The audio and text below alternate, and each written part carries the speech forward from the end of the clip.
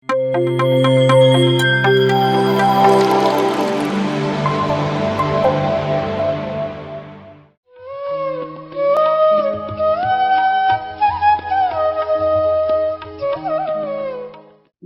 ಪಿತಾಮಹ ಸುಭಾಷ್ ಪತ್ರಿ ಸರ್ ಅವ್ರಿಗೆ, ಪ್ರೇಮ್ನಾಥ್ ಸರ್ ಅವ್ರಿಗೆ ನನ್ನ ಪಾದಾಭಿವಂದನೆ. ನಿಮ್ಮೆಲ್ಲರಿಗೂ ಕೂಡ ನನ್ನ ನಮಸ್ಕಾರಗಳು. ಸೊ ಇವತ್ತಿನ ಟಾಪಿಕ್ ಆತ್ಮಹತ್ಯೆ ಒಂದು ಆಯ್ಕೆ ಅಲ್ಲ. ಈ ಟಾಪಿಕ್ ಕೇಳಿದಾಗನೆ ನಂಗೆ ಒಂಥರ ಮೈ ಜುಮ್ ಅನ್ನಿಸ್ತು.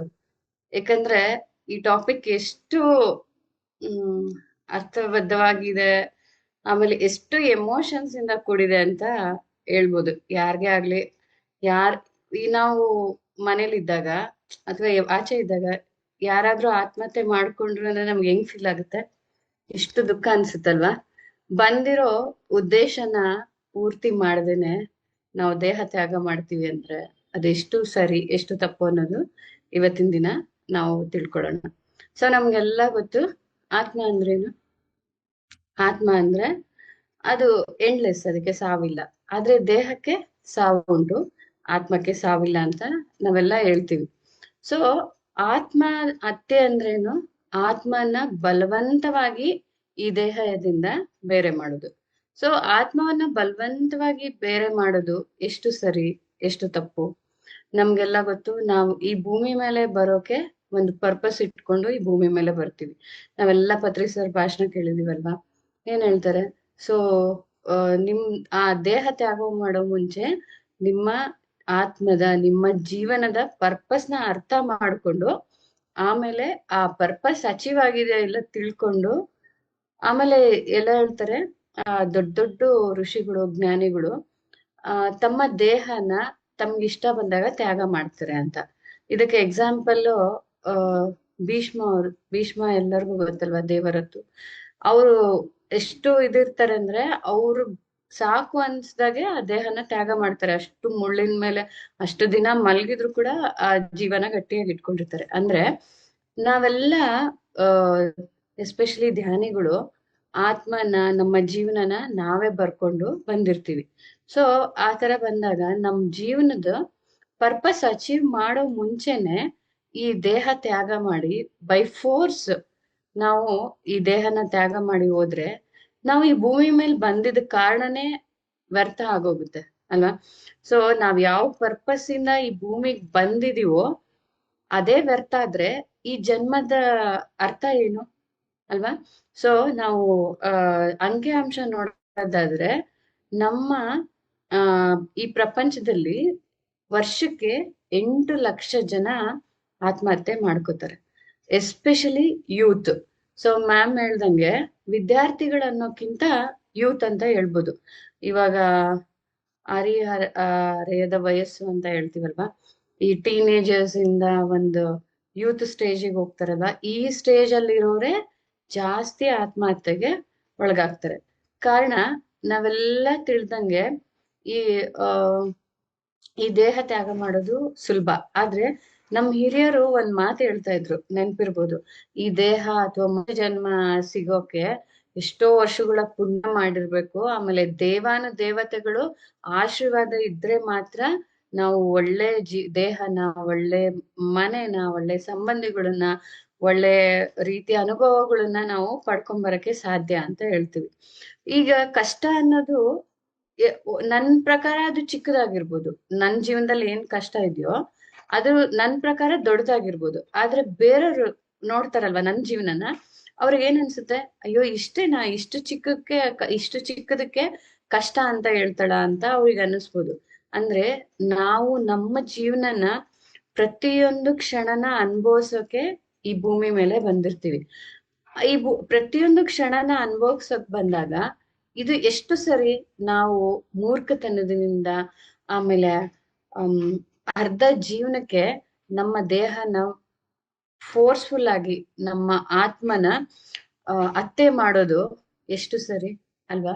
ಸೊ ಇವತ್ತಿನ ದಿನ ಇದೇ ವಿಷಯವಾಗಿ ಮಾತಾಡ್ತಾ ಹೋಗೋಣ. ನಾವು ಮೊದಲನೇದಾಗಿ ಹೇಳ್ದಂಗೆ ಈ ದೇಹ ಮನುಷ್ಯ ಅನ್ನೋಕ್ಕಿಂತ ನಮ್ಮ ಆತ್ಮ ಡಿಸೈಡ್ ಮಾಡ್ಕೊಂಡು ಬರುತ್ತೆ. ಆತ್ಮ ತನ್ನ ಅನುಭೂತಿಗೋಸ್ಕರ ಈ ಲೈಫ್ ನ ಡೈರೆಕ್ಟ್ ಮಾಡಿ ಬರುತ್ತೆ. ಸೊ ನಾವೆಲ್ಲ ಗೊತ್ತಲ್ವಾ, ಮೂವಿ ಡೈರೆಕ್ಷನ್ ಅಂದ್ರೆ ಹೆಂಗಿರುತ್ತೆ, ಮೂವಿ ಹೆಂಗಿರುತ್ತೆ, ಅದನ್ನ ಮೂವಿ ಡೈರೆಕ್ಟ್ ಇರ್ತಾನೆ, ಅದು ಹೆಂಗೆ ಡೈರೆಕ್ಟ್ ಮಾಡ್ತಾನೋ ಆ ತರ ಮೂವಿ ಹೋಗ್ತಾ ಇರುತ್ತೆ.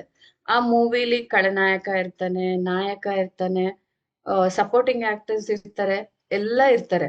ಅದೇ ತರ ನಾವು ನಮ್ಮ ಜೀವನದ ಡೈರೆಕ್ಟರ್ಸ್ ನಮ್ಮ ಆತ್ಮ, ಅಂದ್ರೆ ನಾವೇ ಈ ಜೀವನನ ಡೈರೆಕ್ಟ್ ಮಾಡ್ಕೊಂಡ್ ಬಂದಿರ್ತೀವಿ. ಈ ತರ ಡೈರೆಕ್ಟ್ ಮಾಡ್ಕೊಂಡ್ ಬಂದಾಗ ಕೊನೆಗೊಳಿಸ್ತಾ ಇದೀವಿ ಅಂದ್ರೆ ಅದಕ್ಕೆ ಮುಖ್ಯವಾಗಿ 3 ಆಲೋಚನೆಗಳೇ ಕಾರಣ. ಸೊ ಯಾವ 3 ಆಲೋಚನೆಗಳು ಅಂದ್ರೆ, ಇವಾಗ ನಾವು ನೋಡ್ಬೋದು, ತುಂಬಾ ಡಿಪ್ರೆಸ್ಡ್ ಆಗಿರ್ತಾರೆ, ತುಂಬಾ ಆಂಗ್ಸೈಟಿಯಿಂದ ಕೂಡಿರೋರು, ಆಮೇಲೆ ಸ್ಟ್ರೆಸ್ಫುಲ್ ಇಂದ ಕೂಡಿರೋರ ಹತ್ರ 1-2 ನಿಮಿಷ ಮಾತಾಡಿ, ನಿಮ್ಗೆ ಅರ್ಥ ಆಗೋಗುತ್ತೆ. ಇಲ್ಲ, ಪ್ರತಿಯೊಬ್ಬರ ಜೀವನದಲ್ಲೂ 1-2-3 ಸ್ಟೇಜ್ ಬಂದಿರುತ್ತೆ.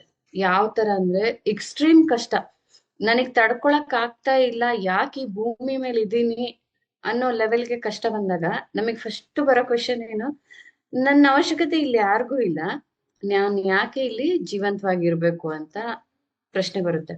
ನೀವು ಬೇಕಂದ್ರೆ ಅಬ್ಸರ್ವ್ ಮಾಡಿ, ತುಂಬಾ ಕಷ್ಟ ಇದ್ದಾಗ, ನನಗಿನ್ನ ಈ ಬದುಕು ಸಾಕು ಅಂತ ಇದ್ದಾಗ, ಯಾಕೆ ನನ್ಗೆ ಈ ಬದುಕು ಸಾಕು ಅಂತ ನಮ್ಮನ್ನ ನಾವು ಕೇಳ್ಕೊಂಡಾಗ ನಮಗ್ ಸಿಗೋದು ಒಂದು ಉತ್ತರ ಏನಂದ್ರೆ, ನಾನ್ ಇದ್ರೂ ಒಂದೇ ಇಲ್ದೇ ಇದ್ರು ಒಂದೇ, ಈ ಭೂಮಿ ಮೇಲೆ ನನ್ ಸುತ್ತಮುತ್ತಲು ಇರೋರು ಅವ್ರ ಪ್ರಕಾರ ಅವ್ರ ಜೀವನನ ನಡ್ಸ್ಕೊಂಡ್ ಹೋಗ್ತಾರೆ, ಇನ್ ಯಾಕೆ ನನ್ನ ಅವಶ್ಯಕತೆ ಏನಿದೆ, ನಾನ್ ಯಾಕೆ ಈ ಭೂಮಿ ಮೇಲೆ ಇರ್ಬೇಕು ಅನ್ನೋ ಆಲೋಚನೆ ಬರುತ್ತೆ. ಈ ಆಲೋಚನೆ ಬಂದಾಗೆ ತುಂಬಾ ಜನ ಆತ್ಮಹತ್ಯೆ ಮಾಡ್ಕೋಬೇಕು ಅಂತೇಳಿ ಯೋಚನೆ ಮಾಡ್ತಾರೆ. ಹಂಗಂದ್ರೆ ಈ ಆಲೋಚನೆ ಬರೋಕೆ ಕಾರಣ ಏನು? ಈ ಆಲೋಚನೆ ಯಾಕೆ ಬರುತ್ತೆ ಅಂದ್ರೆ, ನಾವು ಚಿಕ್ಕ ವಯಸ್ಸಲ್ಲಿ ನಾವು ಬೆಳೆದಿರುವಂತಹ ಎನ್ವಿರಾನ್ಮೆಂಟ್, ನಮ್ಮ ತಂದೆ ತಾಯಿ ಅಥವಾ ನಮ್ಮ ಅಜ್ಜ ಅಜ್ಜಿ, ನಮ್ಮ ಸಂಬಂಧಿಕರಾಗಿರ್ಬೋದು, ಎಸ್ಪೆಷಲಿ ನಮ್ಮ ಪೇರೆಂಟ್ಸ್ ನಮಗೆ ಬೇಕಾದಂತಹ ಅಟೆನ್ಷನ್ ಕೊಟ್ಟಿಲ್ಲ ಅಂದಾಗ ನಾವು ಹೆಚ್ಚು ಈ ತರ ಮನಸ್ಥಿತಿ ಹೊಂದಕ್ಕೆ ಕಾರಣ ಆಗುತ್ತೆ.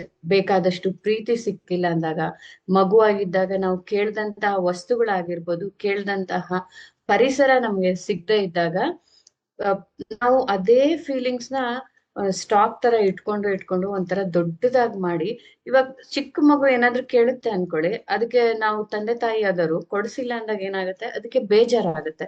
ನಾನ್ ಏನ್ ಕೇಳಿದ್ರು ಅವ್ರು ಕೊಡಿಸ್ತಿಲ್ಲ, ನಾನ್ ಹೇಳಿರೋ ಮಾತು ಅವ್ರು ಕೇಳ್ತಾ ಇಲ್ಲ ಅಂತ ಅವ್ರಿಗೆ ಅನ್ಸುತ್ತಲ್ಲ. ಸೊ ಆ ತರ ನಾವು ಚಿಕ್ಕ ಮಗು ಇದ್ದಾಗಿಂದ ಆ ಫ್ಯಾಮಿಲಿಲಿ ಬೆಳೆದಿದ್ರೆ, ಆ ಮಗು ಇದ್ದಾಗ ನಮ್ಗೆ ಅರ್ಥ ಆಗಲ್ಲ ತಂದೆ ತಾಯಿ ಯಾಕೆ ನಮ್ಗೆ ಅಟೆನ್ಷನ್ ಕೊಡ್ತಿಲ್ಲ ಅಂತ. ಯಾಕಂದ್ರೆ ಅವ್ರದೇ ಆದ ಕಾರ್ಯಗಳಲ್ಲಿ ಬ್ಯುಸಿ ಆಗಿರ್ತಾರೆ. ಬ್ಯುಸಿ ಆಗಿದ್ದಾಗ ಏನಾಗುತ್ತೆ, ಇವಾಗ ಮಕ್ಳಿಗೋಸ್ಕರನೇ ತಂದೆ ತಾಯಿ ದುಡಿತಿರ್ತಾರೆ, ಆದ್ರೆ ಮಗುಗೆ ಅದು ಗೊತ್ತಿರಲ್ಲ ಅಲ್ವಾ. ಸೊ ಅದಕ್ಕೆ ಸರಿಯಾದ ಅಟೆನ್ಷನ್ ಸಿಕ್ಕಿಲ್ಲ ಅಂದಾಗ, ನಾವು ಮಗುವಾಗಿದ್ದಾಗಿಂದ ಈ ಭಾವನೆ ನಮ್ಮಲ್ಲಿ ಬೇರೂರಿದ್ರೆ, ನಮ್ಗೆ ದೊಡ್ಡವರಾದ್ಮೇಲೂ ಕೂಡ ಯಾವಾಗ್ಲೂ ಅದು ಫೀಲಿಂಗ್ ಇದ್ದೇ ಇರುತ್ತೆ, ನಾನ್ ಯಾರಿಗೂ ಬೇಕಾಗಿಲ್ಲ, ನನ್ಗೆ ಈ ಭೂಮಿ ಮೇಲೆ ನನ್ನ ಅವಶ್ಯಕತೆ ಇಲ್ಲ ಅನ್ನೋ ಫೀಲಿಂಗ್ ಬಂದಾಗ ಆ ತರ ಆಲೋಚನೆ ಬರುತ್ತೆ. ಇನ್ನೂ ಒಂದು ಮುಖ್ಯವಾದ ಕಾರಣ ಏನ್ ಹೇಳ್ಬೋದು ಅಂದ್ರೆ, ಇವಾಗ ತಂದೆ ತಾಯಿ, ಎಸ್ಪೆಷಲಿ ತಾಯಿ ಪ್ರೆಗ್ನೆನ್ಸಿಲಿ, ಆ ಇವಾಗ ಅನ್ಪ್ಲಾನ್ಡ್ ಬೇಬೀಸ್ ಅಂತ ಹೇಳ್ತೀವಲ್ವಾ, ಅಂದ್ರೆ ಮಗು ಬೇಕು ಅಂತ ಅನ್ಕೊಂಡಿರಲ್ಲ, ಆದ್ರೆ ಅಚಾತ್ ಮಿರಾಕಲ್ ಅನ್ನೋ ತರ ಅನ್ವಾಂಟೆಡ್ ಬೇಬಿನ ಅವರು ಕ್ಯಾರಿ ಮಾಡಿದಾಗ, ಆಮೇಲೆ ಅದನ್ನ ಅಬಾರ್ಷನ್ ಮಾಡ್ಬೇಕು ಅಂತ ಟ್ರೈ ಮಾಡಿದ್ರು ಕೂಡ ಆ ಮಗು ಅಬಾರ್ಟ್ ಮಾಡಕ್ಕೆ ಆಗದೆ ಇದ್ದಾಗ, ಆ ತಾಯಿ ಫೀಲಿಂಗ್ಸ್ ಹೆಂಗಿರುತ್ತೆ, ನನಗೆ ಈ ಮಗು ಬೇಡ, ನನ್ಗೆ ಈ ಮಗು ಬೇಡ ಅಂತ ಇರುತ್ತಲ್ವಾ. ಆ ಫೀಲಿಂಗ್ಸ್, ಆ ವೈಬ್ರೇಷನ್ ಕೂಡ ಆ ಮಗು ನಮ್ಮ ಗರ್ಭದಲ್ಲಿದ್ದಾಗ ಅದು ರಿಸೀವ್ ಮಾಡ್ತಾ ಹೋಗುತ್ತೆ. ಸೊ ಅವಾಗ ಆ ಮಗುಗೆ ಅವಾಗಿಂದನೇ ನಾನ್ ಬೇಡ ಅನ್ನೋ ಫೀಲಿಂಗು ಆ ಮಗು ಫೀಲಿಂಗ್ಸ್ ಅಲ್ಲಿ ಶೇಖರಿಸ್ತಾ ಹೋದಾಗ ಈ ತರ ಆಲೋಚನೆಗಳು ಬರುತ್ತೆ. ಆಮೇಲೆ ನಮ್ಗೆ ಆ ಮಗು ಬೇಡ ಅಂತ ಒಂದ್ಸತಿ ಅನ್ಸಿದಾಗ, ಆ ಮಗು ಹುಟ್ಟಿದ್ಮೇಲೂ ಕೂಡ ತಂದೆ ತಾಯಿ ಫೀಲಿಂಗ್ ಹೆಂಗಿರುತ್ತೆ, ಅಯ್ಯೋ ಏನೋ ಬೇಡವಾಗಿತ್ತು, ಬಂದ್ಬಿಡ್ತು, ಏನ್ ಮಾಡಕ್ಕಾಗಲ್ಲ ಅನ್ನೋ ಫೀಲಿಂಗ್ ಅಲ್ಲಿ ಇರ್ತೀವಲ್ಲ. ಇದೆಲ್ಲ ಚಿಕ್ಕವರಿದ್ದಾಗಿಂದ ಅನುಭವಿಸಿದಾಗ ನಮ್ಮಲ್ಲಿ ಏನಾಗುತ್ತೆ, ನಾನು ಯಾರಿಗೂ ಬೇಡ ಅನ್ನೋ ಭಾವನೆ ಚಿಕ್ಕ ವಯಸ್ಸಿಂದನೇ ಬೇರೂರ್ದಾಗ ಆತ್ಮಹತ್ಯೆಗೆ ಪ್ರಚೋದನೆ ಅನ್ನೋದು ಜಾಸ್ತಿ ಆಗ್ತಾ ಹೋಗುತ್ತೆ. ಇದು ಮೊದಲನೇ ಕಾರಣ. ಇನ್ನ 2ನೇ ಕಾರಣ ಏನು? ಸೊ ನಾವು ಗೊತ್ತಿಲ್ದೋ ಯಾವ್ದೋ ಒಂದು ತಪ್ಪು ಮಾಡಿರ್ತೀವಿ, ಅಂದ್ರೆ ಅಪರಾಧ ಅನ್ನೋ ಸ್ಟೇಜ್ ಅಲ್ಲಿ ನಾವು ತಪ್ಪು ಮಾಡಿದೀವಿ ಅಂತ ಅನ್ಕೊಂಡಾಗ, ಸೊ ಅದೇನಾಗುತ್ತೆ, ಅದು ಆ ಮಾಡಿರೋ ತಪ್ಪಲ್ಲೇ ನಮ್ಮನ್ನ ನಾವು ಸಿಕ್ಕಾಕೊಂಡಾಗ ಏನಾಗುತ್ತೆ, ಅದರಿಂದ ಆಚೆ ಬರ್ದೇ ಇದ್ದಾಗ ಕೂಡ ನಮಗೆ ಜೀವನ ಅನ್ನೋದು ತುಂಬಾ ಕಷ್ಟ ಆಗೋಗುತ್ತೆ. ಅನುಕ್ಷಣ ನಾವು ಮಾಡಿರೋ ತಪ್ಪನ್ನ ನೆನ್ಸ್ಕೊಂಡು ಅಳೋದು, ಮತ್ತೆ ಮತ್ತೆ ಮತ್ತೆ ಆ ಬೇಜಾರಾಗ್ತಾ ಇರೋದು, ಇದೆಲ್ಲ ಕಾರಣದಿಂದ ಏನಾಗುತ್ತೆ, ನಮ್ಗೆ ಜೀವನದಲ್ಲಿ ಇಂಟ್ರೆಸ್ಟ್ ಅನ್ನೋದು ಕಡಿಮೆ ಆಗ್ತಾ ಹೋಗುತ್ತೆ. ಈ ತರ ಸಿಕ್ಕಾಕೊಂಡಾಗ ಏನಾಗುತ್ತೆ, ನಮ್ಗೆ ಸಕ್ಸಸ್ ಅನ್ನೋದು ಕೂಡ, ಆಮೇಲೆ ಜೀವನದಲ್ಲಿ ಆಸೆ ಅನ್ನೋದು ಕೂಡ ಕಡಿಮೆ ಆಗ್ತಾ ಹೋಗುತ್ತೆ. ಸೊ ಇವಾಗ ಫಾರ್ ಎಕ್ಸಾಂಪಲ್, ಇವಾಗ ಯಾರಾದ್ರೂ ಒಬ್ರು ಕಾಲಿಗೆ ಒಂದು ದೊಡ್ಡ ಕಲ್ಲು ಬಂಡೆನ ಕಟ್ಟಿ ಮುಂದೆ ಹೋಗು ಅಂದ್ರೆ ಅವ್ರಿಗೆ ಹೆಂಗಾಗುತ್ತೆ, ಅದನ್ನ ಎಳ್ಕೊಂಡು ಹೋಗೋದು ಎಷ್ಟು ಕಷ್ಟನೋ, ಅದೇ ತರ ನಾವ್ ಯಾವಾಗೋ ತಪ್ಪು ಮಾಡಿದ್ದನ್ನ ನಾನ್ ತಪ್ಪು ಮಾಡ್ಬಿಟ್ಟೆ ಅಂತ ಕೊರಗ್ತಾ ಇದ್ದಾಗ ಏನಾಗುತ್ತೆ, ನನ್ ಜೀವನದಲ್ಲಿ ಬದುಕಿದ್ರು ಕೂಡ ಸತ್ತಂಗೆ, ಆ ಕಷ್ಟ ನನಗೆ ಯಾಕೆ ಬಂತು, ನನಗೆ ಸಹಿಸ್ಕೊಳಕ್ ಆಗ್ತಾ ಇಲ್ಲ ಅನ್ನೋ ಫೀಲಿಂಗ್ ಬಂದಾಗ ಆ ಡಿಪ್ರೆಷನ್, ಆಂಗ್ಸೈಟಿ ಅನ್ನೋದು ಜಾಸ್ತಿ ಆಗ್ತಾ ಹೋಗಿ, ಇನ್ನು ನಾನು ಬದುಕಿದ್ದು ಏನ್ ಪ್ರಯೋಜನ, ನಾನು ಅಂತೇಳಿ ಅನ್ನೋ ಫೀಲಿಂಗ್ ಬದಕ್ ಸ್ಟಾರ್ಟ್ ಆದಾಗ, ಅನ್ವಾಂಟೆಡ್ ಥಾಟ್ಸ್ ಬರೋಕ್ ಸ್ಟಾರ್ಟ್ ಆದಾಗ ಏನಾಗುತ್ತೆ, ನಮ್ಮ ಜೀವನನ ಎಂಡ್ ಮಾಡ್ಬೇಕು ಅನ್ನೋ ಮನಸ್ಥಿತಿಲಿ ಬರ್ತೀವಿ. ಸೊ ಮೊದಲನೇದಾಗಿ ಏನು, ನಾವು ಚಿಕ್ಕ ವಯಸ್ಸಲ್ಲಿ ಇದ್ದಾಗ ನಮ್ಗೆ ಬೇಡ ಅನ್ನೋ ಫೀಲಿಂಗ್ ಇಂದ ನಾವು ಬೆಳೆದಿದ್ರೆ ಸುಸೈಡ್ ಮಾಡ್ಕೊಳ್ಳೋಕೆ ಜಾಸ್ತಿ ಪ್ರಚೋದನೆ ಅನ್ನೋದು ನಮ್ಮ ಮನಸ್ಸು ಕೊಡ್ತಾ ಇರುತ್ತೆ. ಇನ್ನು ಅದೇ ತರ ಯಾವಾಗೋ ನಾವು ಮಾಡಿದ ತಪ್ಪಲ್ಲಿ ನಾವು ಸಿಕ್ಕಾಕೊಂಡ್ರೆ, ನಮ್ಮನ್ನ ನಾವು ಸಿಕ್ಕಾಕೊಂಡ್ರೆ, ಅದರಿಂದ ಹೊರಗ್ ಬರ್ದೇ ಇದ್ರು ಕೂಡ ಆ ನಾವು ನೋಡಿ, ನಾವೆಲ್ಲ ಹೇಳ್ತೀವಲ್ವಾ, ನಮ್ಮ ಮನಸ್ಥಿತಿ ಹೆಂಗಿರುತ್ತೋ ಅದೇ ತರದ ವೈಬ್ರೇಷನ್ಸ್ ನ ಯೂನಿವರ್ಸ್ ಇಂದ ನಾವು ಪಡಿತಾ ಹೋಗ್ತೀವಿ ಅಂತ ಹೇಳ್ತೀವಲ್ವಾ. ಈ ತರ ಕಷ್ಟದಲ್ಲಿದ್ದು ಅದ್ರಲ್ಲೇ ಸಿಕ್ಕಾಕೊಂಡು ನಾನು ಅಪರಾಧಿ ಅನ್ನೋ ಫೀಲಿಂಗ್ ಅಲ್ಲಿ ನಾನಿದ್ರೆ, ಅದೇ ತರದ ವೈಬ್ರೇಷನ್ಸ್ ನಾನು ರಿಸೀವ್ ಮಾಡ್ತಾ ಹೋಗ್ತೀನಿ. ಸೊ ಇದು ಎರಡನೇ ಕಾರಣ. ಇನ್ನ ಮುಖ್ಯವಾದ ಮೂರನೇ ಕಾರಣ ಏನಪ್ಪಾ ಅಂತಂದ್ರೆ, ನಿರಾಶಾವಾದಿಯಾಗಿರೋದು. ನಿರಾಶಾವಾದಿ ಆಗಿರೋದಂದ್ರೆ ಏನು, ಇವಾಗ ನಮ್ಗೆಲ್ಲ ಗೊತ್ತು, ನಾವು ಈ ಭೂಮಿ ಮೇಲೆ ನಮ್ದೇ ಆದ ಕರ್ಮ ಸಿದ್ಧಾಂತನ ಅನುಭವಿಸೋಕೆ ಬರ್ತೀವಿ. ಅದು ರೋಗಗಳ ಮೂಲಕ ಆಗಿರ್ಬೋದು, ಸೋಲಿನ ಮೂಲಕ ಆಗಿರ್ಬೋದು, ಇಲ್ಲ ಸರಿಯಲ್ಲದ ಸಂಬಂಧಗಳನ್ನ, ಇವಾಗ ಮದ್ವೆ ಆಗಿನೂ ಆ ಸಂಬಂಧಗಳು ಸರಿ ಇಲ್ಲದೆ ಇರ್ಬೋದು. ಈ ತರದನ್ನೆಲ್ಲದನ್ನು ನಾವೇನ್ ಮಾಡ್ತೀವಿ, ನಮ್ಮ ಕರ್ಮ ಫಲಗಳು ತರ, ಅಥವಾ ನಮ್ಮ ಆತ್ಮದ ಅನುಭೂತಿ ತರ, ಅಂದ್ರೆ ನಮ್ಮ ಆತ್ಮ ಏನೇನೋ ಎಕ್ಸ್ಪೀರಿಯನ್ಸ್ ಮಾಡ್ಬೇಕು ಅಂತ ಅನ್ಕೊಳುತ್ತೋ, ಈ ತರದನ್ನೆಲ್ಲದನ್ನು ನಾವು ಕ್ರಿಯೇಟ್ ಮಾಡ್ಕೊಂಡು ನಮ್ಮ ಆತ್ಮ ಭೂಮಿ ಮೇಲೆ ಬರುತ್ತೆ.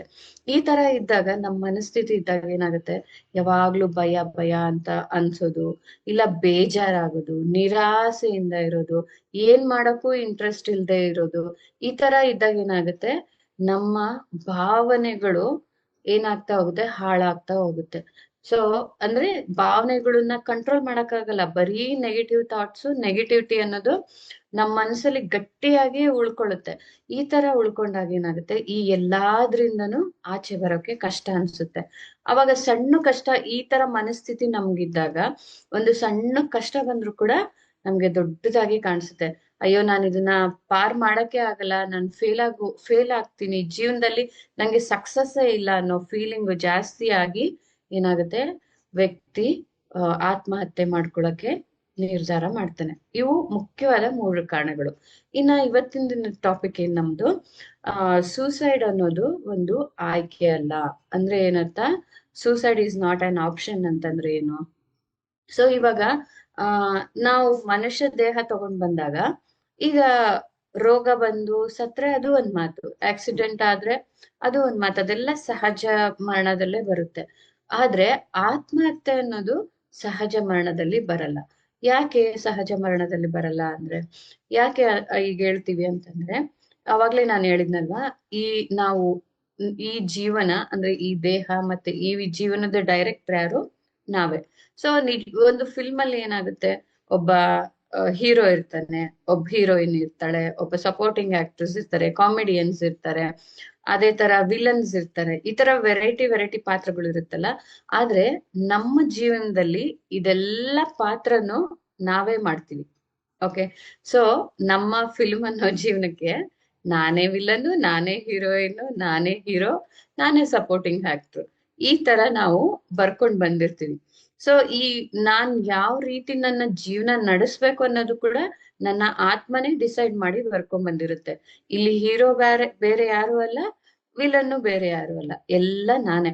ಸೊ ಈ ತರ ಇರ್ಬೇಕಾದಾಗ ಯಾಕೆ ಆ ಆತ್ಮ ಕಷ್ಟಗಳನ್ನ ಪಡ್ಕೊಂಡ್ ಬರುತ್ತೆ, ಇಲ್ಲ ಕೆಟ್ಟ ವ್ಯಕ್ತಿಯಾಗಿ ಯಾಕೆ ಭೂಮಿ ಮೇಲೆ ಬರುತ್ತೆ, ಇಲ್ಲ ಬರೀ ಸೋಲನ್ನೇ ಯಾಕೆ ಆ ತಗೊಂಡು ಬರ್ಕೊಂಡ್ ಬರುತ್ತೆ, ಡೈರೆಕ್ಟ್ ಮಾಡ್ಕೊಂಡ್ ಬರುತ್ತೆ ಅಂತಂದ್ರೆ ಆತ್ಮಕ್ಕೆ ಅನುಭೂತಿ ಅನ್ನೋದು ಬೇಕಾಗಿರುತ್ತೆ. ಈಗ ಫಾರ್ ಎಕ್ಸಾಂಪಲ್ ನಾವು ಊಟ ಮಾಡ್ತಾ ಇರ್ತೀವಿ, ದಿನ ಒಂದೇ ತರ ಊಟ ಮಾಡಿದ್ರೆ ನಮ್ಗೆ ಇಷ್ಟ ಆಗುತ್ತಾ? ಏನಾದ್ರೂ ಬೇರೆ ಚೇಂಜ್ ಬೇಕನ್ಸುತ್ತಲ್ವಾ? ಒಂದೊಂದ್ ದಿನ ಸಿಹಿ ತಿನ್ಬೇಕನ್ಸುತ್ತೆ, ಒಂದೊಂದ್ ದಿನ ಖಾರ ಖಾರ ತಿನ್ಬೇಕನ್ಸುತ್ತೆ, ಒಂದೊಂದ್ ದಿನ ಹುಳಿ ತಿನ್ಬೇಕನ್ಸುತ್ತೆ, ಒಂದಿನ ಚಟ್ಪಟ ತಿನ್ಬೇಕನ್ಸುತ್ತೆ ಅಲ್ವಾ? ಅದೇ ತರ ನಮ್ಮ ಆತ್ಮ ಕೂಡ ಒಂದೊಂದು ಜನ್ಮದಲ್ಲಿ ಒಂದೊಂದು ಪಾಠನ ಕಲ್ತ್ಕೊಂಡು ಉನ್ನತ ಸ್ಥಿತಿಗೆ ಹೋಗ್ಬೇಕು ಅನ್ನೋ ಆಸೆಯಿಂದ ಅದಾಗೆ ಅದು ಕಷ್ಟಗಳನ್ನ ಪಡ್ಕೊಂಡ್ ಯಾವಾಗ್ಲೂ ಪ್ರೇಮ್ನಾಥ್ ಸರ್ ಹೇಳ್ತಾ ಇರ್ತಾರೆ ಒಂದ್ ಮಾತು, ಪಿರಮಿಡ್ ಮಾಸ್ಟರ್ಸ್ಗೆ ಒಂದಲ್ಲ ಎರಡಲ್ಲ ಸಿಕ್ಕಾಪಟ್ಟೆ ಚಾಲೆಂಜಸ್ ತಗೊಂಡ್ ಬಂದಿರ್ತಾರೆ. ಆತ್ಮಸ್ಥಿತಿಲಿ ಇದ್ದಾಗೆ ಭೂಮಿ ಮೇಲೆ ಬಂದು ಎಷ್ಟು ಕಷ್ಟ ಪಡ್ಬೇಕು ಅನ್ನೋದು ಗೊತ್ತಿರಲ್ಲ.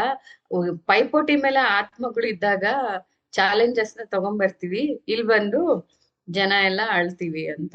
ಅದು ಎಷ್ಟು ಸತ್ಯ ಅಲ್ವಾ? ಸೊ ನಾವು ಆತ್ಮ ಸ್ಥಿತಿಲಿ ಇದ್ದಾಗ ಆತ್ಮಕ್ಕೆ ಬೇರೆ ಬೇರೆ ಆದ ಅನುಭೂತಿ ಪಡಿಬೇಕು ಅನ್ನೋ ಆಸೆಯಿಂದ ಬರುತ್ತೆ. ಹಂಗಾಗಿ ಜೀವನದಲ್ಲಿ ಕಷ್ಟನ ಚಾಲೆಂಜಸ್ ನ ತಗೊಂಡ್ ಬರೋದ್ರಿಂದ ಏನಾಗುತ್ತೆ, ಆತ್ಮ ಉನ್ನತ ಸ್ಥಿತಿಗೆ ಹೋಗೋಕೆ ಹೆಲ್ಪ್ ಆಗುತ್ತೆ. ಸೊ ಈ ಥೀಮ್ಸ್ ಅಲ್ಲಿ ಏನಾಗುತ್ತೆ ಅಂದ್ರೆ, ಈ ಜೀವನನ ಈ ತರ ಕಷ್ಟಗಳಿಂದ ಪಡ್ಕೊಂಡ್ ಬಂದಾಗ ನಮ್ಮ ಆತ್ಮಕ್ಕೆ ಏನಾಗುತ್ತೆ, ಸೊ ಆತ್ಮದ ಕಲಿಕೆ ಜಾಸ್ತಿ ಆಗುತ್ತೆ, ಅನುಭೂತಿ ಜಾಸ್ತಿ ಆಗುತ್ತೆ, ಸಂತೋಷ ಅನ್ನೋದು ಜಾಸ್ತಿ ಆಗುತ್ತೆ. ಈಗ ವೆರೈಟಿ ಸ್ವೀಟ್ ತಿಂದಾಗ, ಐಸ್ ಕ್ರೀಮ್ ತಿಂದಾಗ ಹೆಂಗ ಅನ್ಸುತ್ತೆ? ಖುಷಿ ಆಗುತ್ತಲ್ವಾ? ಸ್ವೀಟ್ಸ್ ತಿಂದಾಗ ಖುಷಿ ಆಗುತ್ತೆ. ಇನ್ನ ಖಾರ ಇಷ್ಟಪಡೋರ್ಗೆ ಖಾರ ಜಾಸ್ತಿ ಇರೋದ್ ತಿಂದ್ರೆ ಖುಷಿ ಆಗುತ್ತಲ್ವಾ? ಇದೇ ತರ ಆತ್ಮಕ್ಕೆ ಒಂದೊಂದು ಜನ್ಮದಲ್ಲೂ ಈ ತರ ಎಕ್ಸ್ಪೀರಿಯನ್ಸ್, ಹ್ಯಾಪಿನೆಸ್ ಅನ್ನೋದು ಸಿಕ್ಕು ಗ್ರೋತ್ ಅನ್ನೋದು ಜಾಸ್ತಿ ಆಗ್ತಾ ಹೋಗುತ್ತೆ. ಅದಕ್ಕೆ ಜೀವನದಲ್ಲಿ ಕಷ್ಟ ಅನ್ನೋದು ಪಡ್ಕೊಂಡ್ ಬರುತ್ತೆ. ಇನ್ನೂ ಒಂದು ನಮ್ ದೊಡ್ಡವರೆಲ್ಲ ಹೇಳ್ತಾ ಇದ್ರು, ನಿಮ್ಗೆಲ್ಲ ನೆನ್ಪಿರುತ್ತೆ, ಜೀವನದಲ್ಲಿ ಕಷ್ಟ ಸುಖ ಅನ್ನೋದು ರಾತ್ರಿ ಮತ್ತೆ ಬೆಳಗ್ಗೆ ಇದ್ದಂಗೆ. ರಾತ್ರಿ ಕಳೆದ್ಮೇಲೆ ಬೆಳಗ್ಗೆ ಬಂದೇ ಬರುತ್ತೆ. ಇಲ್ಲ ಕಾಲಚಕ್ರ, ಮೇಲಿರೋನು ಕೆಳಗ್ ಬರ್ತಾನೆ, ಕೆಳಗಿರೋನು ಮೇಲ್ ಹೋಗ್ಲೇಬೇಕು ಅಂತ ಹೇಳ್ತಾರಲ್ವಾ? ಸೊ ಇದ್ರ ಅರ್ಥ ಏನು? ನಮ್ಮ ಆತ್ಮ ಬರೀ ಕಷ್ಟನೇ ತಗೊಂಬಂದಿರಲ್ಲ, ಅದ್ರ ಜೊತೆ ಸುಖನೂ ತಗೊಂಬಂದಿರುತ್ತೆ, ಅದ್ರ ಜೊತೆ ಗ್ರೋತ್ನು ತಗೊಂಬಂದಿರುತ್ತೆ. ಆದ್ರೆ ನಾವು ಕಷ್ಟದ ಸಮಯದಲ್ಲಿ ತಾಳ್ಮೆ ಕಳ್ಕೊಂಡ್ರೆ, ನಮ್ಗೆ ಅದು ಚಾಲೆಂಜಸ್ ನ ಫೇಸ್ ಮಾಡಿ ಆಚೆ ಬರ್ಬೇಕು ಅನ್ನೋ ಛಲ ನಮ್ಮಲ್ಲಿ ಕಡಿಮೆ ಆದ್ರೆ ಏನಾಗುತ್ತೆ, ಈ ತರ ಆತ್ಮಹತ್ಯೆನೆ ಲಾಸ್ಟ್ ಆಪ್ಷನ್ ಅಂತ ಅನ್ಸಿ ಅದನ್ನ ಎಷ್ಟೋ ಜನ ಚೂಸ್ ಮಾಡ್ಕೋತಾರೆ. ಸೊ ಈ ತರ ಆದಾಗ ಏನಾಗುತ್ತೆ, ಇವಾಗ ನಾನು ಹೇಳಿದ್ನಲ್ವಾ, ಆತ್ಮನೇ ಎಲ್ಲಾನು ಚೂಸ್ ಮಾಡ್ಕೊಂಡ್ ಬರುತ್ತೆ ಅಂತ. ಈಗ ನಮ್ಮ ಸಂಬಂಧಿಕರಾಗಿರ್ಬೋದು, ನಮ್ ಗಂಡ ಹೆಂಡತಿ ಮಕ್ಳು ತಂದೆ ತಾಯಿ, ಈ ತರ ಎಲ್ಲಾ ಫ್ಯಾಮಿಲಿ ಮೆಂಬರ್ಸ್ನ ಸೆಲೆಕ್ಟ್ ಮಾಡ್ಕೊಂಡು ತಗೊಂಡ್ಬಂದಿರುತ್ತೆ. ಸೊ ಇದ್ರ ಅರ್ಥ ಏನು ಅಂದ್ರೆ, ಈ ಸಂಬಂಧಿಕರು ಎಲ್ಲ ಇರ್ತೀವಲ್ಲ, ಇವೆಲ್ಲ ನಾವೆಲ್ಲ ಕನೆಕ್ಟೆಡ್ ಆತ್ಮಗಳು, ಕನೆಕ್ಟೆಡ್ ಸೋಲ್ಸ್. ಹೈಯರ್ ಡೈಮೆನ್ಷನ್ ಅಲ್ಲಿ ನಾವೆಲ್ಲ ಕನೆಕ್ಟೆಡ್ ಸೋಲ್ಸ್ ಆಗಿರ್ತೀವಿ. ಒಂದು ಸೋಲು ಉನ್ನತಿ ಇನ್ನೊಂದು ಸೋಲು ಉನ್ನತಿಗೆ ಕೂಡ ಸಹಾಯ ಮಾಡೋ ತರ ಇರುತ್ತೆ. ಇವಾಗ ಫಾರ್ ಎಕ್ಸಾಂಪಲ್, ಈಗ ಯಾವ್ದೋ ವ್ಯಕ್ತಿ ಸೊ ತನ್ನ ಜೀವನದ ಜೊತೆ ಇವಾಗ ನಾವೆಷ್ಟೋ ಜನನ ನೋಡ್ತೀವಿ, ತಂದೆ ತಾಯಿ ಇರ್ತಾರೆ, ಒಬ್ಬೇ ಮಗ ಇರ್ತಾನೆ, ಸೂಸೈಡ್ ಮಾಡ್ಕೊಂಡು ಸತ್ತೋಗ್ಬಿಡ್ತಾನೆ. ಅವಾಗ ತಂದೆ ತಾಯಿ ಪರಿಸ್ಥಿತಿ ಏನು ಅಂತ ಎಷ್ಟೋ ಕಥೆಗಳು ಎಲ್ಲ ಕೇಳಿರ್ತೀವಲ್ವಾ? ನಿಜವಾದ ಸಂಗತಿಗಳನ್ನ ಕೇಳಿರ್ತೀವಲ್ವಾ? ಸೊ ಅವಾಗ ಆ ಸೋಲ್ ಏನ್ ಮಾಡಿರುತ್ತೆ, ತಂದೆ ತಾಯಿನೂ ಕೂಡ ಚೂಸ್ ಮಾಡಿ ಆ ಜನ್ಮದಲ್ಲಿ ಒಂದು ಲರ್ನಿಂಗ್ಗೋಸ್ಕರ ಬಂದಿರುತ್ತೆ. ಇವಾಗ ಆ ತರ ಇದ್ದಾಗ ಇನ್ ಕೇಸ್ ಆ ಸೋಲು ಮಧ್ಯದಲ್ಲಿ ಆತ್ಮಹತ್ಯೆ ಮಾಡ್ಕೊಂಡು ಹೋದಾಗ ಏನಾಗುತ್ತೆ, ಅದು ಕಲಿಬೇಕಾಗಿರದ ಜೀವನದ ಅನುಭೂತಿಗಳನ್ನ, ಇಲ್ಲ ಎಕ್ಸ್ಪೀರಿಯನ್ಸ್ ಮಾಡ್ಬೇಕಾದಂತಹ ಅನುಭೂತಿಗಳನ್ನ ಅಲ್ಲೇ ಕಟ್ ಮಾಡ್ಬಿಡುತ್ತೆ. ಅದ್ರ ಜೊತೆ ಕನೆಕ್ಟೆಡ್ ಸೋಲ್ಸ್ ಇರ್ತಾರಲ್ವಾ? ಸೊ ಈ ಕನೆಕ್ಟೆಡ್ ಸೋಲ್ಸ್ ನಾವೆಲ್ಲ ಒಂದು ಕಾಂಟ್ರಾಕ್ಟ್ ಮೇಲೆ ಭೂಮಿ ಮೇಲೆ ಬಂದಿರ್ತೀವಿ. ಕಾಂಟ್ರಾಕ್ಟ್ ಅಂದ್ರೆ ಏನು? ರೋಡ್ ಕಾಂಟ್ರಾಕ್ಟ್, ಬಿಲ್ಡಿಂಗ್ ಕಾಂಟ್ರಾಕ್ಟ್ ಆ ತರ ಅಲ್ಲ. ಅದೇ ತರ ನಮ್ಮ ಆತ್ಮ ಉನ್ನತಿಯ ಕಾಂಟ್ರಾಕ್ಟ್ಗೋಸ್ಕರ ನಾನು ನಿನಗೆ ಈ ಹೆಲ್ಪ್ ಮಾಡ್ತೀನಿ, ನೀನ್ ನನ್ಗೆ ಈ ಜ್ಞಾನ ಕೊಡು ಅಂತೇಳಿ ನಾವು ಎಲ್ಲಾನು ಕನೆಕ್ಟೆಡ್ ಸೋಲ್ಸ್ ಒಂದು ಕಾಂಟ್ರಾಕ್ಟ್ ಮೇಲೆ ಭೂಮಿ ಮೇಲೆ ಬಂದಿರ್ತೀವಿ. ಸೊ ಹಠಾತ್ ಆಗಿ ಯಾವ್ದೋ ಒಂದು ಸೋಲು ಆತ್ಮಹತ್ಯೆ ಮಾಡ್ಕೊಂಡಾಗ ಏನಾಗುತ್ತೆ, ಮಿಕ್ಕ ಕನೆಕ್ಟೆಡ್ ಸೋಲ್ಸ್ ಇರುತ್ತಲ್ಲ ಅವ್ರದ್ದು ಜೀವನ ಇನ್ನೂ ಕಲಿಬೇಕಾದಂತಹ ಪಾಠಗಳು ಅರ್ಧಕ್ಕೆ ನಿಂತೋಗ್ಬಿಡುತ್ತೆ. ಈಗ ಬಂದಿದ್ದ ಸೋಲು ಇಬ್ರು ಸೇರಿ ಸಾಧಿಸ್ಬೇಕು ಅಥವಾ ನಮ್ ಕುಟುಂಬದವರೆಲ್ಲಾ ಸೇರಿ ಏನೋ ಒಂದು ಸಾಧಿಸ್ಬೇಕು ಅಂತ ಬಂದಾಗ ಹಠಾತ್ನೆ ಒಂದು ಸೋಲು ಆತ್ಮಹತ್ಯೆ ಮಾಡ್ಕೊಂಡಾಗ ಏನಾಗುತ್ತೆ, ಕಲಿಬೇಕಾದಂತ ಪಾಠ ಅಲ್ಲೇ ಅರ್ಧ ನಿಂತೋಗ್ಬಿಡುತ್ತೆ. ಈ ಆತ್ಮಹತ್ಯೆ ಮಾಡ್ಕೊಂಡಿರೋ ಸೋಲ್ದೇನೋ ಮುಗಿದೋಯ್ತು, ಬಟ್ ಆದ್ರೆ ಇವಾಗ ನಮ್ಮ ಜೊತೆ ಬಂದಂತಹ ಸೋಲ್ ಕತೆ ಕೂಡ ಅಲ್ಲಿಗೆ ನಿಲ್ಲುತ್ತೆ. ಆದ್ರೆ ಆ ತರ ನಿಲ್ಲೋದು ಎಷ್ಟು ಸರಿ? ಅವಾಗ ಯೂನಿವರ್ಸ್ ಏನ್ ಮಾಡುತ್ತೆ, ಆ ಹಠಾತ್ನೆ ಅರ್ಧಕ್ಕೆ ಬಿಟ್ಟೋದಂತ ಸೋಲ್ ಜಾಗದಲ್ಲಿ ಒಂದು ರೀಪ್ಲೇಸ್ಮೆಂಟ್ ಒಬ್ಬ ಬೇರೆ ವ್ಯಕ್ತಿನ ಆ ಜಾಗಕ್ಕೆ ಕಳಿಸ್ತಾನೆ. ಈಗ ತಂದೆ ತಾಯಿ ಇದ್ರೆ ಮಗ ಸತ್ತೋಗ್ಬಿಟ್ರೆ ಬೇರೆ ಯಾರೋ ಹುಡ್ಗ ಬಂದು ಅವ್ರಿಗೆ ಹೆಲ್ಪ್ ಮಾಡೋದು, ಅವ್ರನ್ನ ಕೇರ್ ಮಾಡೋದು ಮಾಡ್ತಾರಲ್ವಾ. ಅದೇ ತರ ಈ ಗಂಡ ಇದ್ದಕ್ಕಿದ್ದಂಗೆ ಆತ್ಮಹತ್ಯೆ ಮಾಡ್ಕೊಂಡ್ ಸತ್ತೋದಾಗ ಹೆಂಡ್ತಿ ಏನ್ ಮಾಡ್ತಾಳೆ, ಬೇರೆಯವ್ರನ್ನ ಅಪ್ಪ ಅಮ್ಮ ಮದ್ವೆ ಮಾಡ್ಕೊಂತ ಫೋರ್ಸ್ ಮಾಡ್ತಾರೆ. ಇಲ್ಲ ಯಾರೋ ಒಬ್ರು ದೊಡ್ಡವ್ರು ಬಂದು ಆ ಗಂಡನ ಜಾಗದಲ್ಲಿ ಅಂದ್ರೆ ಆ ಗಾರ್ಡಿಯನ್ ಜಾಗದಲ್ಲಿ ನಿಂತ್ಕೊಂಡು ಅವ್ರನ್ನ ಮುಂದೆ ಕರ್ಕೊಂಡು ಹೋಗ್ತಾರೆ. ಅಂದ್ರೆ ಈ ಕನೆಕ್ಟೆಡ್ ಸೋಲ್ಸ್ದು ಆ ಕತೆ ಅಷ್ಟಕ್ಕೆ ನಿಲ್ಬಾರ್ದು ಅಂತೇಳಿ ಅವ್ರನ್ನ ಮುಂದೆ ಕರ್ಕೊಂಡು ಹೋಗ್ತಾರೆ. ಇಲ್ಲಿ ಏನಾಗುತ್ತೆ, ಈ ತರ ಆತ್ಮಹತ್ಯೆ ಮಾಡ್ಕೊಂಡಾಗ ಕನೆಕ್ಟೆಡ್ ಸೋಲ್ಸ್ ಕನೆಕ್ಟಿವಿಟಿ ಅಲ್ಲಿಗೆ ಸ್ಟಾಪ್ ಆಗೋಗುತ್ತೆ. ಇನ್ನ ಉನ್ನತ ಸ್ಥಿತಿಗೆ ಯಾವ ಮನುಷ್ಯ ಆತ್ಮಹತ್ಯೆ ಮಾಡ್ಕೊಂಡಿರ್ತಾನಲ್ವಾ, ಅವನು ಉನ್ನತ ಸ್ಥಿತಿಗೆ ಕೂಡ ಹೋಗಕ್ಕಾಗಲ್ಲ, ಇನ್ನೂ ಕೆಳಗಡೆ ಸ್ಥಿತಿಗೆ ಬಂದ್ಬಿಡ್ತಾನೆ. ಸೊ ಈ ತರ ಅವಸ್ಥೆ ಚೇಂಜ್ ಆದಾಗ ಒಂದು ಆ ಸೋಲ್ ಆತ್ಮಹತ್ಯೆ ಮಾಡ್ಕೊಂಡಿರುತ್ತಲ್ಲ, ಮನುಷ್ಯ ಯಾರು ದುಡುಕಿ ಆತ್ಮಹತ್ಯೆ ಮಾಡ್ಕೊಂಡಿರ್ತಾನಲ್ಲ, ಅವನ ಜೀವನದ ಆತ್ಮದ ಲರ್ನಿಂಗ್ ಪಾತೆ ಚೇಂಜ್ ಆಗಿ ಹೋಗ್ಬಿಡುತ್ತೆ. ಇನ್ನ ನಮ್ಗೆ ಇದೆಲ್ಲ ಗೊತ್ತು. ಇನ್ನ ಸೂಸೈಡ್ ಮಾಡ್ಕೊಳ್ಳೋದ್ರಿಂದ ಮನುಷ್ಯನ ದೇಹದಲ್ಲಿ ಏನೇನ್ ಚೇಂಜ್ ಆಗುತ್ತೆ ಅಂದ್ರೆ ನಮ್ಗೆಲ್ಲ ಗೊತ್ತು. ಈ ದೇಹನ ಬಾಹ್ಯಕರವಾಗಿ ನೋಡಿರ್ತೀವಿ, ಆದ್ರೆ ನಮ್ಗೆ 7 ಲೇಯರ್ಸ್ ಆಫ್ ಬಾಡಿ ಅಂತ ಹೇಳ್ತೀವಲ್ವಾ. ಇವಾಗ 5 ಕೋಶಗಳು ಅಂತ, ಎಷ್ಟು ಕೋಶಗಳು 5 ಕೋಶಗಳಲ್ವಾ. ಸೊ 5 ಕೋಶಗಳನ್ನ ಪ್ರತಿಯೊಂದು ಮನುಷ್ಯ ತಗೊಂಡ್ ಬಂದಿರ್ತಾನೆ. ನಮ್ಗೆಲ್ಲ ಗೊತ್ತಿದೆ. ಮೊದಲನೇ ಕೋಶ ಬಂದು ಏನು, ಅದು ಅನ್ನಮಯ ಕೋಶ. ಅನ್ನಮಯ ಕೋಶ ಅಂತಂದ್ರೆ ಏನು, ನಾವ್ ಏನು ಊಟ ಮಾಡ್ತೀವೋ, ನಾವ್ ಹೆಂಗೆ ಈ ದೇಹನ ಕೇರ್ ತಗೋತೀವೋ ಅದು ಒಂದು ಕೋಶ ಆಗಿ ಬದಲಾಗುತ್ತೆ. ಇವಾಗ ಪ್ರತಿಯೊಬ್ಬ ಮನುಷ್ಯನ್ಗೂ ಇವಾಗ ನಾನು ಏನ್ ಹೇಳಕ್ ಹೊರಟಿದ್ದೀನಿ ಅಂದ್ರೆ, ಹಠಾತ್ನೆ ಆತ್ಮಹತ್ಯೆ ಮಾಡ್ಕೊಳ್ಳೋದ್ರಿಂದ ಆ ಆತ್ಮ ಯಾವ ಸ್ಥಿತಿಲಿ ಉಳ್ಕೊಳ್ಳುತ್ತೆ ಅಂತ ಹೇಳೋಕೆ ನಾನು ಪ್ರಯತ್ನ ಮಾಡ್ತಿದ್ದೀನಿ. ಇವಾಗ ಒಬ್ಬ ಮನುಷ್ಯನಿಗೆ 5 ಲೇಯರ್ಸ್ ಇರುತ್ತೆ. ಒಂದು ಅನ್ನಮಯ ಕೋಶ, ನಾವೇನ್ ಊಟ ಮಾಡ್ತೀವಲ್ವಾ ಅದರಿಂದ ಈ ದೇಹಕ್ಕೆ ಶಕ್ತಿ ಬರೋದು. ಆಮೇಲೆ ನಾವೇನ್ ಊಟ ಮಾಡಿ ಆನಂದಿಸ್ತೀವಲ್ಲ, ಆ ಆನಂದ ನಮ್ಮ ಆತ್ಮಕ್ಕೆ ರೀಚ್ ಆಗುತ್ತೆ.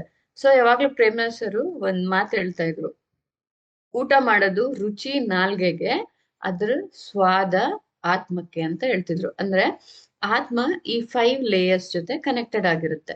ಸೊ ಅನ್ನಮಯ ಕೋಶ ಆದ್ಮೇಲೆ ಬರೋದು ಯಾವುದು, ಪ್ರಾಣಮಯ ಕೋಶ. ಈ ಪ್ರಾಣಮಯ ಕೋಶ ಅಂದ್ರೇನು, ಪ್ರಾಣ ಶಕ್ತಿನ ಹೊಂದಿರ್ತಕ್ಕಂತಹ ಕೋಶ. ಈ ಅನ್ನಮಯ ಕೋಶ ಎಷ್ಟು ಚೆನ್ನಾಗಿ ಹೆಲ್ದಿ ಆಗಿರುತ್ತೋ ಅಷ್ಟೇ ಚೆನ್ನಾಗಿ ಶಕ್ತಿಯುತವಾಗಿ ಈ ಪ್ರಾಣಮಯ ಕೋಶ ಅನ್ನೋದು ಬೆಳಿತಾ ಹೋಗುತ್ತೆ.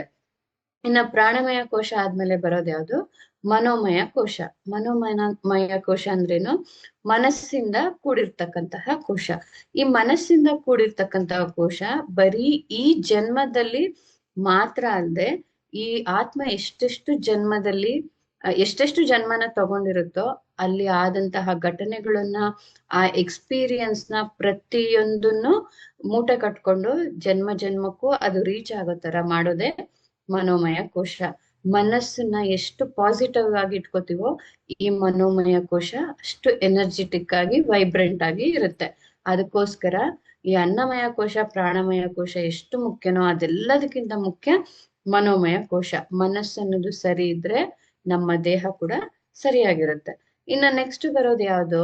ಮನೋಮಯ ಕೋಶ ಆದ್ಮೇಲೆ ಬರೋದು ವಿಜ್ಞಾನಮಯ ಕೋಶ. ವಿಜ್ಞಾನಮಯ ಕೋಶ ಅಂದ್ರೇನು?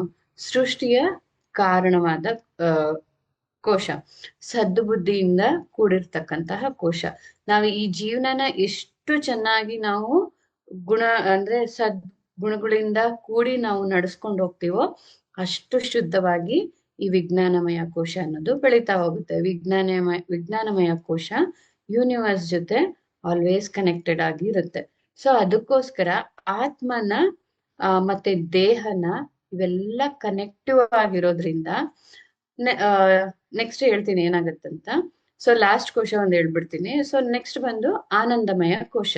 ಆನಂದಮಯ ಕೋಶ ಅಂದ್ರೇನು? ಯಾವಾಗ್ಲೂ ಹ್ಯಾಪಿಯಾಗಿರುತ್ತೆ. ಅಲ್ಲಿ ನೆಗೆಟಿವ್ ಫೀಲಿಂಗ್ಸ್ ಇರಲ್ಲ, ಬೇರೆ ಥಾಟ್ಸ್ ಇರಲ್ಲ, ಏನೇನು ಇರೋದಿಲ್ಲ. ಅಲ್ಲಿ ಬರೀ ಆನಂದ ಅನ್ನೋದೇ ತುಂಬಿರುತ್ತೆ. ಈ ಆತ್ಮದ ಸದ್ಗುಣಗಳು ಜಾಸ್ತಿ ಆದಾಗ ಈ ಆನಂದ ಅನ್ನೋದು ಜಾಸ್ತಿ ಆಗ್ತಾ ಹೋಗುತ್ತೆ. ಆನಂದದ ಮನಸ್ಸು ಅನ್ನೋದು ಕೂಡ ಜಾಸ್ತಿ ಆಗುತ್ತಾ ಹೋಗುತ್ತೆ. ಸೊ ಎಲ್ಲಾ ಕೋಶಗಳು ಇದ್ರಿಂದನೇ ನಿರ್ಮಿತವಾಗಿದೆ ಅಂದ್ರೂ ಕೂಡ ತಪ್ಪಾಗಲ್ಲ. ಈಗ ಒಂದು ದೇಹ ಒಂದು ಆತ್ಮಹತ್ಯೆ ಒಬ್ಬ ಮನುಷ್ಯ ಆತ್ಮಹತ್ಯೆ ಮಾಡ್ಕೊಳ್ಳೋದ್ರಿಂದ ಏನಾಗುತ್ತೆ?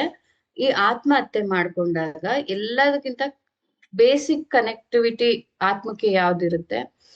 ಅನ್ನಮಯ ಕೋಶದಿಂದ ಈ ದೇಹಕ್ಕೆ ಕನೆಕ್ಟಿವಿಟಿ ಅನ್ನೋದು ಜಾಸ್ತಿ ಇರುತ್ತೆ. ಒಬ್ಬ ಮನುಷ್ಯ ಆತ್ಮಹತ್ಯೆ ಮಾಡ್ಕೊಂಡಾಗ ಅನ್ನಮಯ ಕೋಶ ಅನ್ನೋ ಕನೆಕ್ಟಿವಿಟಿ ತಪ್ಪುತ್ತೆ ವಿನಃ, ಅಂದ್ರೆ ಭೌತಿಕ ದೇಹದ ಕನೆಕ್ಟಿವಿಟಿ ತಪ್ಪುತ್ತೆ ವಿನಃ ಮಿಕ್ಕ 4 ಕೋಶಗಳ ಕನೆಕ್ಟಿವಿಟಿ ಹಂಗೆ ಇರುತ್ತೆ.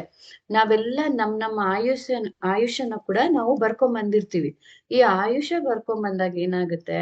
ನಾವು ಮನುಷ್ಯ ಆದವನು ಅರ್ಧದಲ್ಲೇ ಕೆಟ್ಟ ನಿರ್ಧಾರ ತಗೊಂಡು ಆತ್ಮಹತ್ಯೆ ಮಾಡ್ಕೊಳ್ಳೋದ್ರಿಂದ ಏನಾಗುತ್ತೆ? ಆ ಆತ್ಮ ಅತಂತ್ರ ಸ್ಥಿತಿಲಿ ನಿಂತೋಗ್ಬಿಡುತ್ತೆ. ಅದಕ್ಕೆ ಹೇಳ್ತಾರಲ್ವಾ ತ್ರಿಶಂಕು ಲೋಕ ಅಂತೇಳಿ. ಈ ಕಡೆ ಭೂಮಿನೂ ಇಲ್ಲ, ಈ ಕಡೆ ಸ್ವರ್ಗನೂ ಇಲ್ಲ, ಅತಂತ್ರ ಸ್ಥಿತಿ. ಯಾಕೆ ಹೇಳೋದು ಅದನ್ನ ಅಂದ್ರೆ, ಒಂದು ಆತ್ಮ ಎಷ್ಟು ಎಷ್ಟು ವರ್ಷಗಳ ಕಾಲ ಏನೇನ್ ಅನುಭೂತಿನ ಹೊಂದಬೇಕು ಅಂತ ಬಂದಿರುತ್ತೋ ಅದು ಮುಗಿಯೋವರೆಗೂ ಆ ಆತ್ಮಕ್ಕೆ ಮುಕ್ತಿ ಅನ್ನೋದು ಸಿಗಲ್ಲ. ಹಂಗಾಗಿ ಎಲ್ಲಾ ಕಡೆ ನಾವ್ ಹೇಳ್ತೀವಲ್ಲ, ಭೂತ ಪ್ರೇತ ಓಡಾಡ್ತಾ ಇದಾವೆ, ಎಲ್ಲಾ ಕಡೆ ಇರುತ್ತೆ ಅಂತೇಳಿ. ಈ ತರ ಕೆಟ್ಟ ನಿರ್ಧಾರ ತಗೊಂಡು ತಮ್ಮ ಜೀವನನ ಎಂಡ್ ಮಾಡ್ಕೊಂಡಂತಹ ಮನುಷ್ಯ ಈ ತರ ತ್ರಿಶಂಕುಲು ಅತಂತ್ರ ಸ್ಥಿತಿಲಿದ್ದು ತನ್ನ ತನ್ನ ಲರ್ನಿಂಗ್ ಮುಗಿಯೋವರೆಗೂ ಮುಕ್ತಿ ಅನ್ನೋದು ಸಿಗಲ್ಲ. ಈ ಮೊದ್ಲೇ ಆತ್ಮದ ಸ್ಥಿತಿ ಎಲ್ಲಿತ್ತೋ ಆ ಸ್ಥಿತಿಗಿಂತ ಕೆಳಗಿಳಿದಿರೋದು ಅಲ್ದೆ ಅದಕ್ಕೆ ಮುಕ್ತಿ ಅನ್ನೋದು ಕೂಡ ಸಿಗಲ್ಲ. ಸೊ ಮನುಷ್ಯ ಆದವನು ಇವಾಗ ಫಸ್ಟ್ ಆಫ್ ಆಲ್ ಏನಾಗುತ್ತೆ? ಆತ್ಮಹತ್ಯೆ ಮಾಡ್ಕೊಳ್ಳೋದ್ರಿಂದ ನಮ್ಮ ಆತ್ಮದ ಕನೆಕ್ಟಿವ್ ಸೋರ್ಸ್ ಜೊತೆ ಕನೆಕ್ಷನ್ ಹೋಗುತ್ತೆ. ಆಮೇಲೆ ಒಂದು ನಮಗ್ ಗೊತ್ತಿಲ್ಲ ನಮ್ಮ ಆತ್ಮ ಯಾವ ಹೈಯೆಸ್ಟ್ ಸ್ಥಿತಿಲಿ ಇತ್ತು ಅನ್ನೋದು ಗೊತ್ತಿಲ್ಲ. ಈ ಕಷ್ಟಗಳಿಗೋಸ್ಕರ ನಾವು ಆತ್ಮಹತ್ಯೆ ಮಾಡ್ಕೊಂಡಾಗ ಏನಾಗುತ್ತೆ? ನಮ್ಮ ಆತ್ಮ ಅತಂತ ಸ್ಥಿತಿಗೆ ಬರೋದಲ್ದೆ ಅದು ಯಾವ ಸಾಧನೆ ಮಾಡಿ ಉನ್ನತ ಸ್ಥಿತಿಗೆ ಹೋಗಿರುತ್ತೋ ಅದೆಲ್ಲದಕ್ಕಿಂತ ಕೆಳಗಡೆ ಬಂದು ಬೀಳುತ್ತೆ.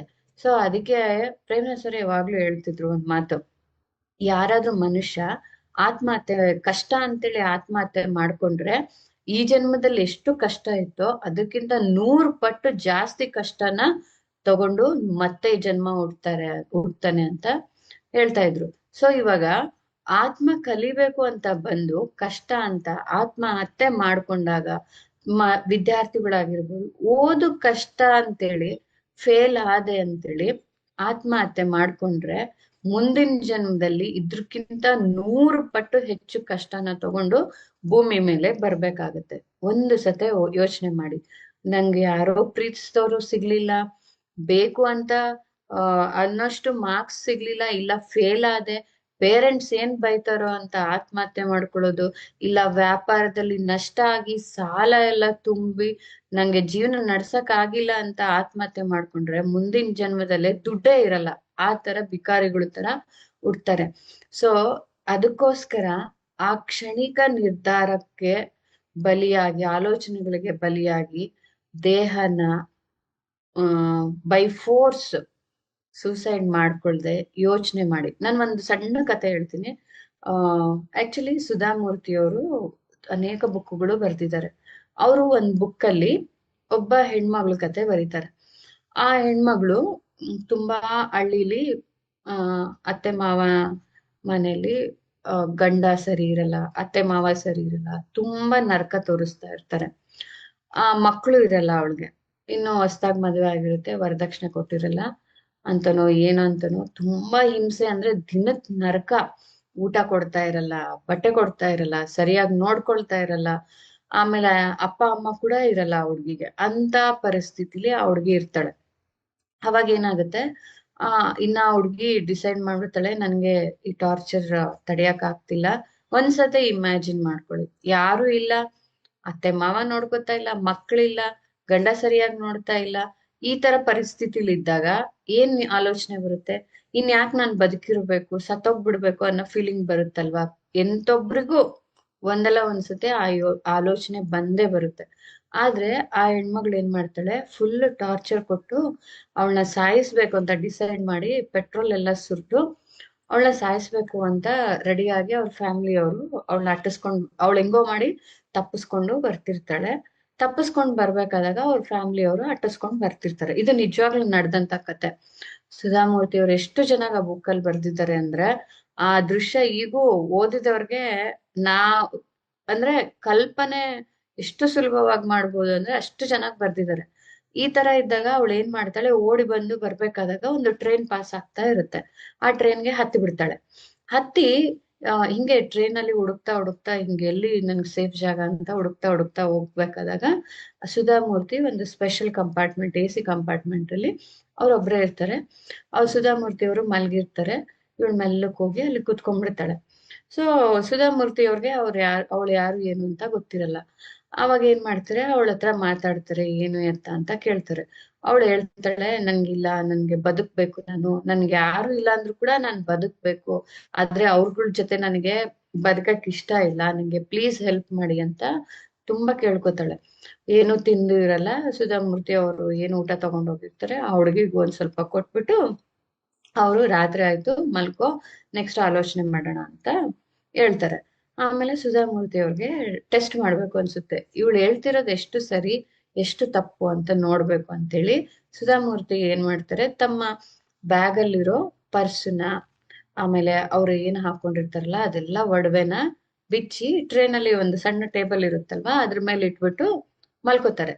ಅವಳಿಗೆ ನಿಜವಾಗ್ಲೂ ಕಷ್ಟ ಇದ್ರೆ, ನನ್ ಹೆಲ್ಪ್ ಬೇಕಂತಿದ್ರೆ ಇದನ್ನ ತಗೊಳಲ್ಲ, ಸುಮ್ನೆ ಇರ್ತಾಳೆ, ನಾನು ಅವಳಿಗೆ ಹೆಲ್ಪ್ ಮಾಡ್ತೀನಿ. ಇನ್ ಕೇಸ್ ಅವಳು ಏನಾದ್ರೂ ಇದನ್ನೆಲ್ಲ ತಗೊಂಡೋದ್ರು ಪರವಾಗಿಲ್ಲ, ಅವಳಿಗೆ ಏನ್ ಕಷ್ಟ ಇದೆ ಅದಕ್ಕೆ ನಾನು ಸಹಾಯ ಮಾಡ್ದಂಗಾಗುತ್ತೆ, ಸರಿ ಅಂತ ಹೇಳ್ಬಿಟ್ಟು ಸುಧಾಮೂರ್ತಿ ಮಲಗ್ತಾರೆ.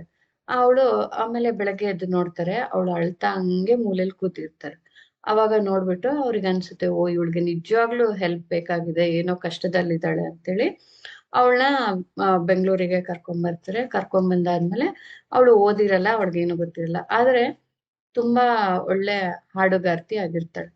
ಸೊ ಸುಧಾಮೂರ್ತಿ ಅವಳನ್ನ ಏನ್ ಮಾಡ್ತಾರೆ, ಅವಳು ಹೇಳ್ತಾಳೆ, ನನ್ಗೆ ಇಲ್ಲಿ ಇರಕ್ ಇಷ್ಟನೇ ಇಲ್ಲ, ನನ್ ಗಂಡ ಅಥವಾ ನನ್ನ ಅತ್ತೆ ಮಾವ ಯಾವ್ದೋ ಮೂಲದಿಂದ ಬಂದು ನನ್ನ ಹುಡುಕಿ ನನಗೇನಾದ್ರೂ ಮಾಡಿದ್ರೆ ನಂಗೆ ತಡಿಯಕ್ ಆಗಲ್ಲ, ನಾನು ಈ ಇಂಡಿಯಾಲೇ ಇರಲ್ಲ ಅಂದಾಗ ಅವಳನ್ನ US ಕಳ್ಸಿ ಎಲ್ಲ ಒಳ್ಳೆ ಸಂಗೀತದ ಟ್ರೈನಿಂಗ್ ಕೊಡ್ಸಿ, ಈಗ US UK ನಂಗೂ ಸರಿಯಾಗಿ ಮರ್ತೋಗಿದ್ದೀನಿ, ಇವಾಗ ಫೇಮಸ್ ಸಿಂಗರ್ ಕೂಡ. ಅಂದ್ರೆ ನೋಡಿ, ಎಷ್ಟು ಕಷ್ಟದ ಸ್ಟೇಟ್ ಅಲ್ಲಿ ಇದ್ರುನು ಧೈರ್ಯವಾಗಿ ಎದುರಿಸ್ಬೇಕು ಅಂತ ಆ ಸಿಚುವೇಶನ್ ಇಂದ ತನ್ನನ್ ತಾನೇ ಹೊರಗ್ ತಂದ್ಕೊಂಡು ತನ್ನ ಜೀವನದ ಉದ್ದೇಶ ಏನು ಅನ್ನೋದನ್ನ ಅರ್ಥ ಮಾಡ್ಕೊಂಡು ಜೀವನದಲ್ಲಿ ಏನೋ ಸಾಧನೆ ಅನ್ನೋದನ್ನ ಮಾಡಿದ್ಲು. ಈ ತರ ಅನಕ್ಷರಸ್ತೆ, ಏನು ಯಾರು ಇರ್ಲಾರ್ದವಳು ಈ ತರ ಮಾಡಬಹುದು ಅಂದಾಗ ನಮ್ಗೆಲ್ಲಾ ಇದೆ.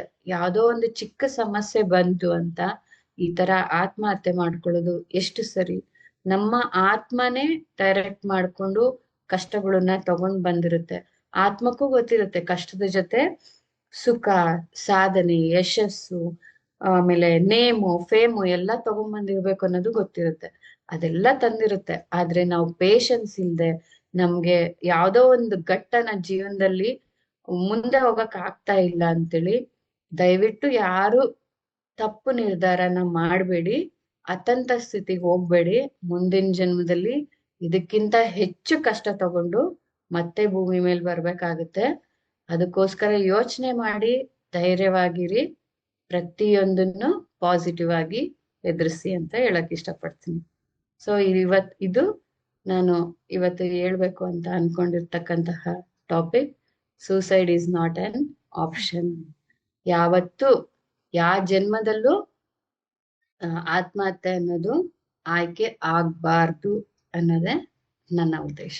PMC ಕನ್ನಡ ಚಾನೆಲ್ ಅನ್ನು ಲೈಕ್ ಮಾಡಿ, ಶೇರ್ ಮಾಡಿ, ಸಬ್ಸ್ಕ್ರೈಬ್ ಮಾಡಿ ಮತ್ತು ಮಾಡಿಸಿ.